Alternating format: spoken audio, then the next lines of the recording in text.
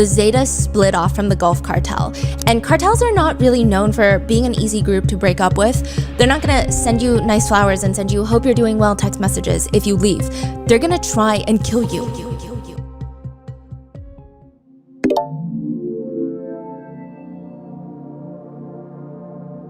On January 23, 2012, 20-year-old Karen Alejandra Salinas Rodriguez was driving through an intersection in Mexico when members of the Los Zetas cartel kidnapped her.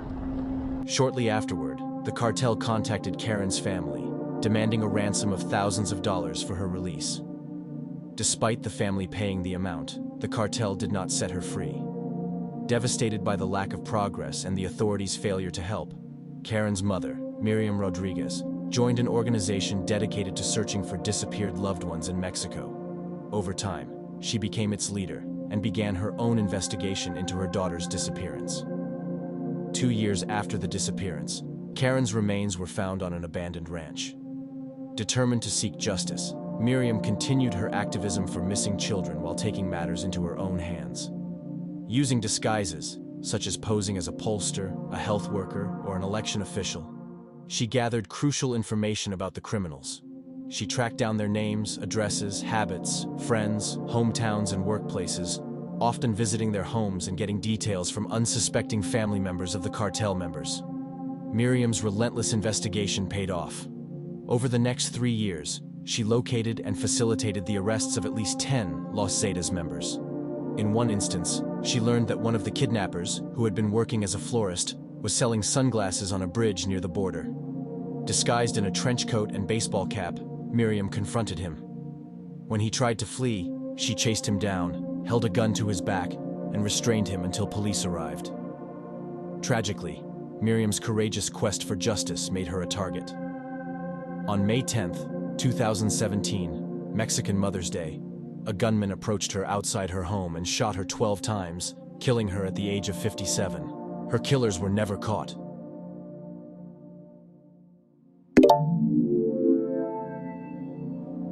El Valor de la Verdad, translated as The Value of Truth, was a Peruvian game show that aired from 2012 to 2020. The show's concept involved contestants being hooked up to a lie detector and answering a series of personal and uncomfortable questions while seated alongside their loved ones. For every truthful answer, they earned money, but a single lie would cause them to lose everything. The show's first contestant was 19-year-old Ruth Thalia Sayas Sanchez. During her episode, Ruth sat beside her boyfriend and her parents.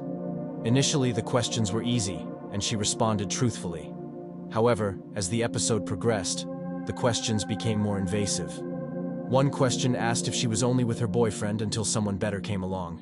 She answered yes. Another question revealed she was not working at a call center, as she had claimed. Instead, Ruth admitted to working at a nightclub where she engaged in sex work. She ended the show after that question. The episode became an instant sensation, propelling Ruth into the spotlight.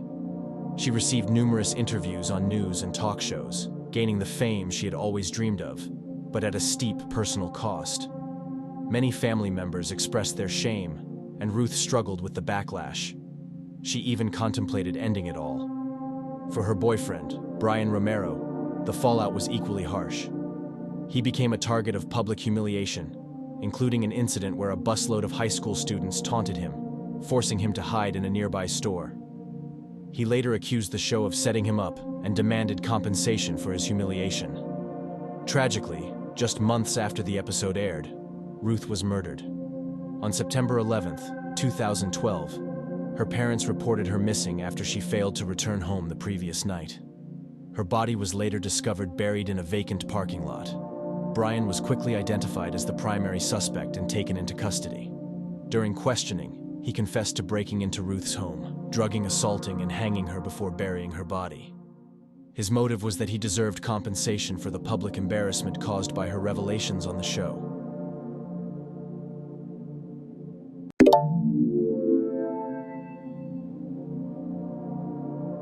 Emily Peguero was born on July 12, 2001, in Senevi, Dominican Republic.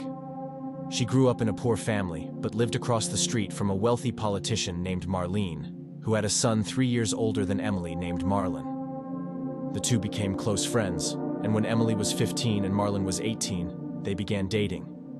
At 16, Emily became pregnant. Her family was supportive, but Marlon's mother was outraged, fearing the pregnancy would damage her family's reputation and political career. Although Marlon initially agreed to support Emily and the baby, events took a dark turn. On August 23, 2017, when Emily was 5 months pregnant and expecting a boy, she had plans with Marlon to visit a clinic for lab results. Marlon picked her up that morning, but by 11 a.m., Emily's older sister received a suspicious text from Emily, stating that Marlon was dropping her off at a gas station to meet their uncle. The family immediately grew concerned since Emily typically sent voice messages, not texts. When Emily's family confronted Marlon at his home about her whereabouts, he claimed she got the clinic date wrong and had asked to be dropped off at the gas station. Doubting his story, Emily's family reviewed security footage from the gas station, which showed no sign of her. They reported her missing to the police and accused Marlon and his mother of orchestrating her disappearance to protect their reputation. In response to the accusations, Marlon and his mother held a press conference in their living room, where they professed their love for Emily and begged for her safe return. However, viewers noticed Marlene frequently referred to Emily in the past tense, heightening suspicions. Tragically, these suspicions were confirmed.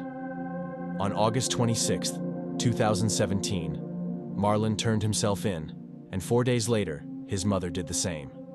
Shortly after, a suitcase was discovered on the roadside in a nearby town. Inside, authorities found Emily's remains.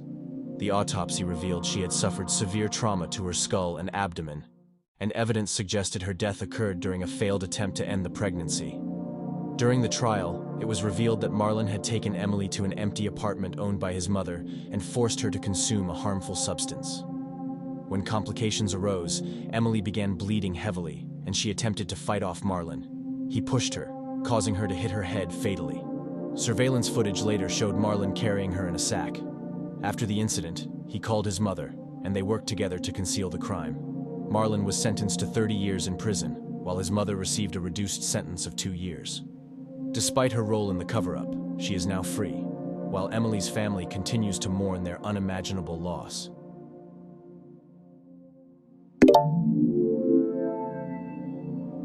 "24-year-old Juliana Perez Magalhães, a au pair, moved from Brazil to Herndon, Virginia, in 2022 to work as a nanny for IRS agent Brendan Banfield, his wife Christine, and their children. Her job, which involved childcare in exchange for a room, took a dark turn when she and Brendan began an affair and conspired to murder Christine. On February 24, 2023, Christine Banfield was fatally stabbed in the neck multiple times, allegedly by either Juliana or Brendan.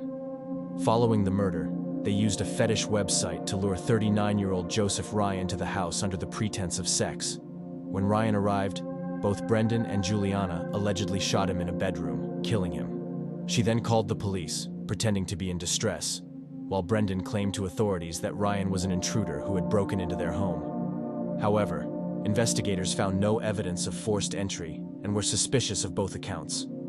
After the murders, Juliana moved into the primary bedroom with Brendan, making their relationship public. While police did not immediately detain them, they continued building their case.